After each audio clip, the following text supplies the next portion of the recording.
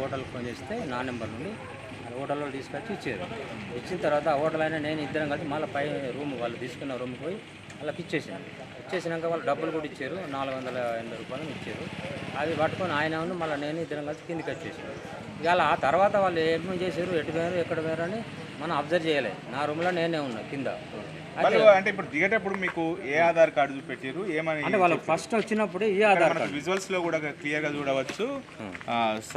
సౌరవ్ కుమార్ అతని నాన్న పేరు మిశ్రా, తర్వాత జార్ఖండ్. వాళ్ళు చూపెట్టినటువంటి ఆధార్ కార్డు లోపల జార్ఖండ్ అని ఉన్నది. ఇదే ఆధార్ కార్డు చూపెట్టి ఇక్కడ మనకు ఓనర్ కు చూపెట్టడం జరిగింది. అంటే మీకు ఈ సౌరవ్ కుమార్ అనేటువంటి ఆధార్ కార్డు మీకు ఇచ్చిరా?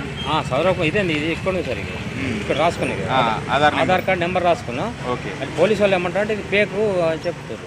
అంటే మీకు తెలియదు, నాకు తెలియదు కదా. వాళ్ళు పోలీసుల వాళ్ళు చూసి ఫేక్ ఇది అంటే సార్ ఇంకా ఏమైనా తీసుకున్నారంటే వాళ్ళు ఇచ్చిన ఒక్కదే తీసుకున్నారు. నలుగురు వచ్చి కానీ ఎప్పుడైనా ఒక్కరు తీసుకుంటారు కాబట్టి ఒక్కరిది అడిగినారు, ఒక్కరిది ఇచ్చారు, రాసుకున్న పెట్టిన మళ్ళీ వాళ్ళ ఆధార్ కార్డు వాళ్ళకి ఇచ్చేసి.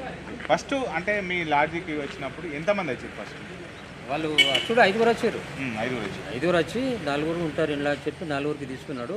ఒక ఆయన మళ్ళీ కిందికి వెళ్ళిపోయాడు. అంటే వాళ్ళు మీతో మాట్లాడేటప్పుడు అంటే ఏ భాషలో మాట్లాడారు? హిందీలో మాట్లాడారు. మొత్తం హిందీలో. నాకు హిందీ వస్తుంది కాబట్టి వాళ్ళు వచ్చినప్పుడే వాళ్ళు హిందీలో రూమ్ హాయ్ అంటే హాయ్ అని చెప్పిన అంటే 1201 రూమ్. ఎందుకోసం వచ్చిరని